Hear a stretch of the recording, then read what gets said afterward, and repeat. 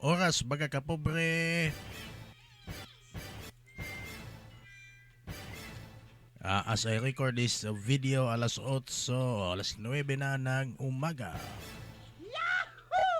Sa video natin ngayon ay pag-uusapan muli natin ang nangyari kahapon,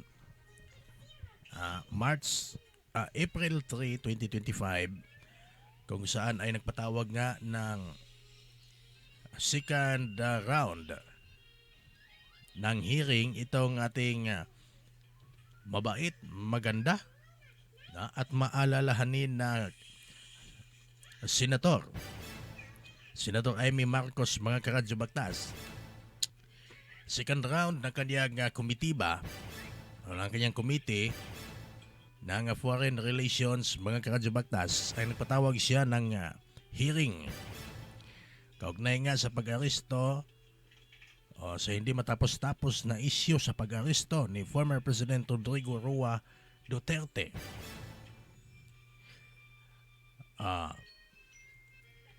Sa video ito ay ipaparinig natin yung roll call ng COMSEC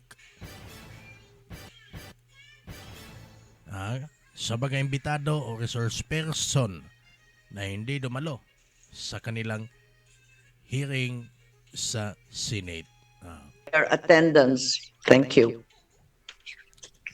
Good morning, Ms. Crispin C. Remulla, not present.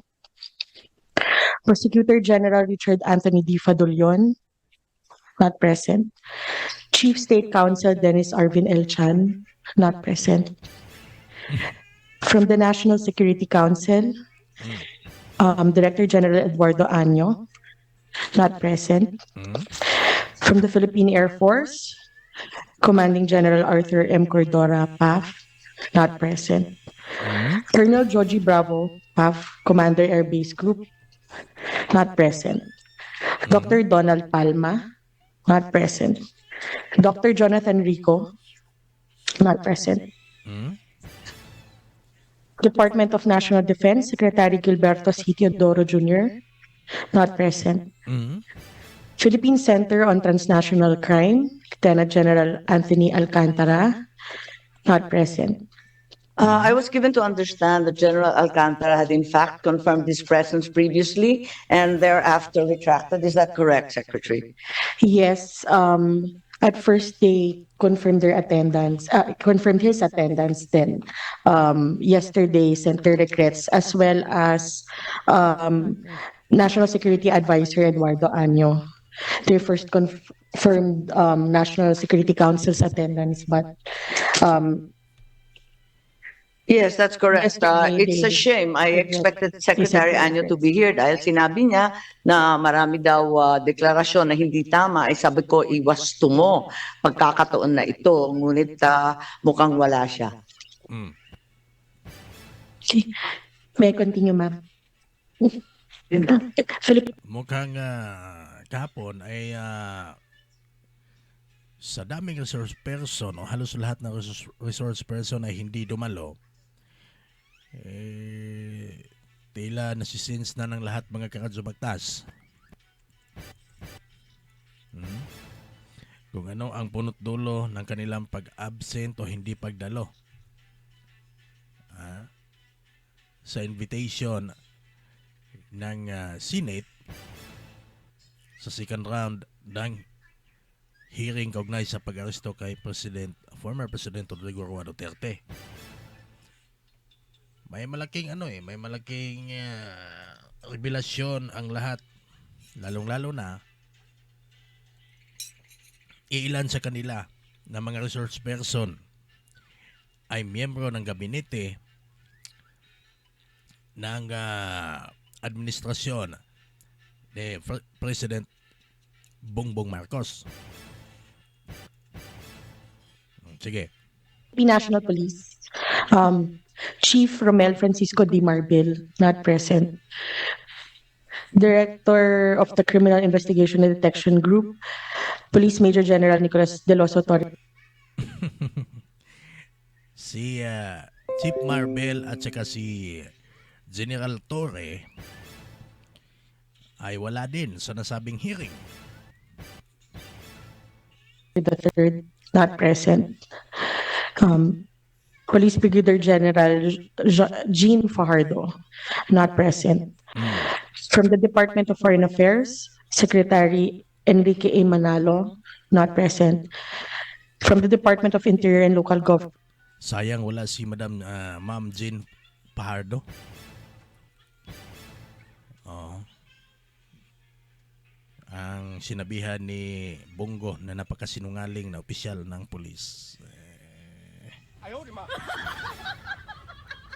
Malakas tumakbo. Secretary Juanito Victor C. Remulla.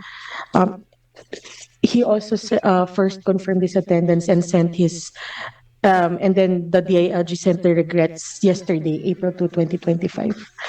Okay, from I the see. So they clearly changed their minds. Is that correct? Okay, ito ang porsyon na ni-roll call ng Senate ang baga resource person na hindi dumalo. Puntahan naman natin yung statement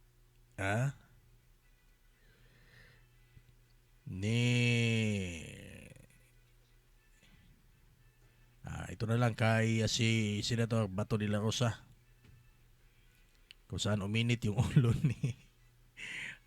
ulo ni Madam Attorney Claire Castro Meron tayong checks and dahil sa statement nito ni Senator Bato de la Rosa. balances. Hindi po pwede yung executive branch of government hahayaan na lang natin na gagawa sila ng mga hakbang na lapag sa ating konstitusyon. So we are here to check them. So kung hindi sila magpapacheck, isnab sila ng isnab sa atin, then magkakaroon tayo ng constitutional crisis dito, Madam Chair. Thank you, Mr. Ayon po ako sa inyo at talagang hindi tama itong pangkalahatang sinasabi. Lahat na lang executive privilege, lahat na lang sub judice. Alam naman natin, hindi naman tayo lihis at alam naman natin na napaklaro ng Neri versus Senate, yung Ermita case, kaliwaliwanag na kinakailangan na talagang sa puntong ito sa malapit sa hearing Pangulo. kahapon Karadyo Baktas, malapit na talaga akong makumbinsi na itong si Madam Senator Amy Marcos ay totoo talaga yung kanyang paninindigan, yung kanyang ginawang pagtulong o ginagawang pagtulong pag-iimbestiga ngayon sa illegal arrest na ginawa kay former President Rodrigo Roa Duterte. Dati, nung una, hindi talaga ako kumbinsido. At malaki yung aking paniniwala na ang kanyang ginagawang hakbang sinasakyan niya lang yung trend na pag-aresto kay former President Rodrigo Roa Duterte dahil nga siya ay tatakbo muli sa pagiging senador. So ginagawa niyang strategy. Yun yung una kong paniniwala. Pero sa ginagawa niya ngayon mga Karadyo Baktas, nakikita ko, unti-unti kong nakikita yung kanyang pagiging sincero, yung kanyang sincerity para tanungin, gawin ang mga hakbang na naayon sa dapat na due process sa pag-aresto o sa illegal na pag-aresto kay former President Rodrigo Roa Duterte. Hindi mangyayari ang hearing na ito o hindi masagot ng mga opisyal, mga high-ranking opisyal ng gobyerno ang pag-aresto kay former President Rodrigo Roa Duterte kung hindi sa pamamagitan ni Senator Amy Marcos na nagpatawag ng hearing sa mga mabibigat, malalaking involved na mga opisyal. Opisyal ng PNP, Armed Forces of the Philippines, Air Force, at iba pang ahensya ng gobyerno, mga Karadyo Baktas. ang impormasyon hindi makukuha sa iba, hindi naman ito magiging panganib para sa lipunan. Kaya't paano po ito naging executive privilege? Alam na po natin yan at hindi naman tayo nakikialam dun sa bagay-bagay na sinaloob ng mga kaso at asunto sa Korte Suprema. Kaya ang palagay ko, dadami po ang sampina na hihilingin natin sa ating Senate President. Marami na po kasi kung dadalawa lang yung na-absent dati, pagkarami-raming absent, Ito yung nilinaw ni Senator Amy Marcos na talagang marami-rami. Marami talaga ang maiisyuhan ng sabina sa mga opisyal, matataas na opisyal.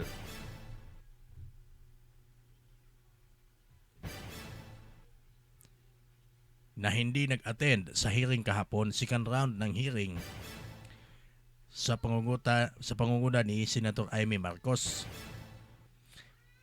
Naku, kung may sabina, mukhang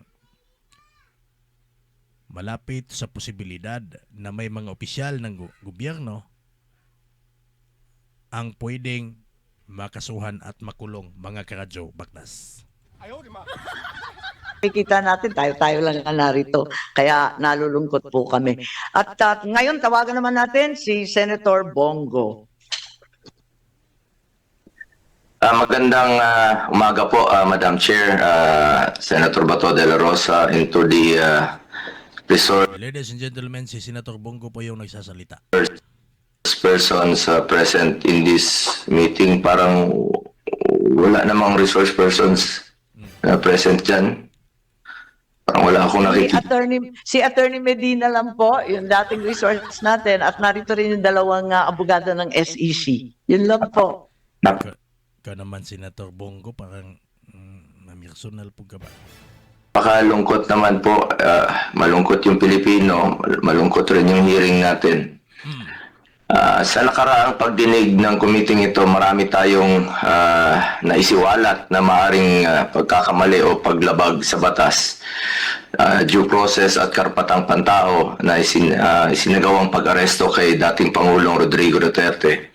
The preliminary report of the chairperson underscored a crucial point. The Philippine government was under no legal obligation to arrest the former president and surrender him to an international court. It was revealed that what was received was merely a diffusion notice which was unverified and unapproved by the International Criminal Police Organization, Interpol Secretariat. The government has repeatedly stated that the International Criminal Court has no jurisdiction in our country. Parating paulit-ulit yan. At hanggang ngayon, yan naman po pinag-uusapan na wala pong jurisdiction. Kung walang jurisdiction ng ICC, bakit pinayagang pumasok ang Interpol? Kung hindi kinikilala ng gobyerno ng ICC, bakit nila binigyan ng pansin ng arrest warrant mula sa ICC? At it was very fast. Napakabilis po ng pangyayari. I'm sure kindly check nyo rin po sana. Baka maraming may mga red notice dyan na hindi naman minadali, hindi naman hinanap. Pero ito, ang bilis po. Mas inuna niyo pang isinuko si dating Pangulong Duterte kesa sa matagal na sigurong nandyan sa listahan. At kung sinunod niyo lang po ang batas at tamang proseso, hindi niyo papayagan na ilipad lamang sa loob ng 14 na oras si Tatay Digong. Madam Chair, hindi natin maaaring ipagsawalang bahala ang seryosong implikasyon ng mga pangyayaring ito. Yes. Napaka-unhealthy po itong nangyari ngayon. Maaaring may mga batas at proseso ang ating bansa na nalabag at maaaring may mga karapatan ng isang mamamayang Pilipino ang naisang tabi. Kung ang dating Pangulo ng ating bansa ay maaaring tratuhin ng ganito, paano na lang kaya yung mga ordinaryong mamamayan? Ano ang garantiya na hindi ito mangyayari sa iba? Dapat bawat Pilipino, mataas o mababa ang katayuan sa buhay, dapat may gobyernong masasandalan na hindi siya pababayaan. Former President man o hindi, karapatan yan at lalo sa pagdating sa kanyang kalusugan, kaligtasan at buhay. Hindi rin ninyo isinaalang-alang na matanda na po si Tatay Digong. Ang matatanda po. Frail, fragile. Sa totoo lang, harmless na po si Tatay Digong. For humanitarian consideration, kahit sinong lolo at lola natin, ginagalang at inaalagaan natin. Yun naman po ang ating kultura dito sa ating bansa. Ngayon, sa ibang bansa, mag-isa siya, napaka-stricto pa doon. Sino pong mag-aalaga kay Tatay Digong doon? Nangyari doon kay Rooney Suwan alias Boy Tapang.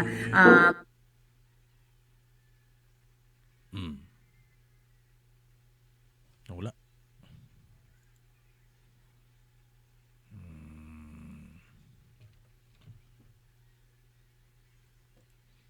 Nawala tuloy yung... Okay, balikan natin yung statement ni Senator... Ay, hindi to. Christopher Bongo. No?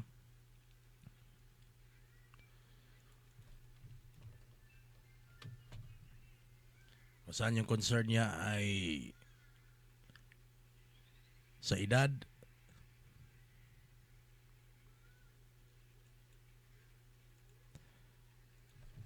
at sa kalusugan ni former President Rodrigo Roa Duterte. Ito yung concern ni Senator Christopher Bongo. Concern siya.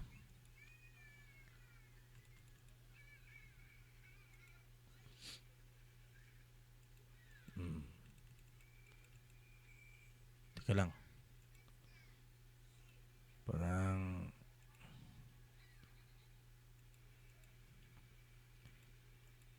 hindi ko na ma-forward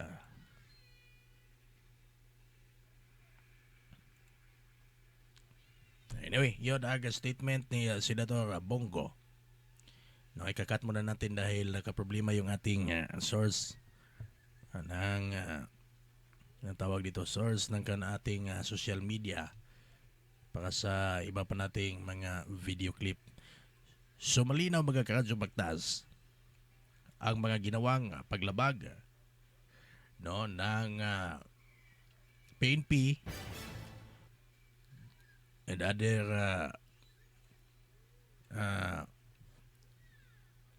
officials sa gobyerno. Malinaw ayon pa sa mga senador sa resource resource person ng Senado, malinaw na may nilabag na batas ang mga otoridad sa pag-aresto kay dating Pangulong Rodrigo Roa Duterte. Sinuko sa ibang bansa gamit ang isang private plane. Gamit ang isang private plane mga karadyo baktas para dalhin si Tatay Digong sa the Netherlands sa dahig mga bay at doon lilitisin ang kanyang kaso. Unang tanong na baga abogado dito sa bansa o ng mga eksperto dito sa bansa ay tila ba walang epekto o hindi na magagamit o wala bang tiwala ang Pilipinas sa justice system dito sa ating bansa? Bakit isinuko ng gobyerno ng Pilipinas si former President Rodrigo Roa Duterte doon sa ibang bansa? Napakalaking insulto para sa bansang Pilipinas mga bay ang hakbang ng gobyerno ng ating bansa para doon dalhin ang minsan ang naging mataas na opisyal ng ating bansang Pilipinas dahil sa kaso sa pamamagitan ng kaniyang serbisyo kaugnay ng war on drugs. Sige, iba pang usapin natin. May anytime pwede tayo mag-upload dito sa ating YouTube channel. Kung bago ka pa lang sa ating YouTube channel at hindi ka pa subscriber, please subscribe and hit the notification bell. Upang sa ganon, manotify ka sa mga bago nating content. Maraming salamat.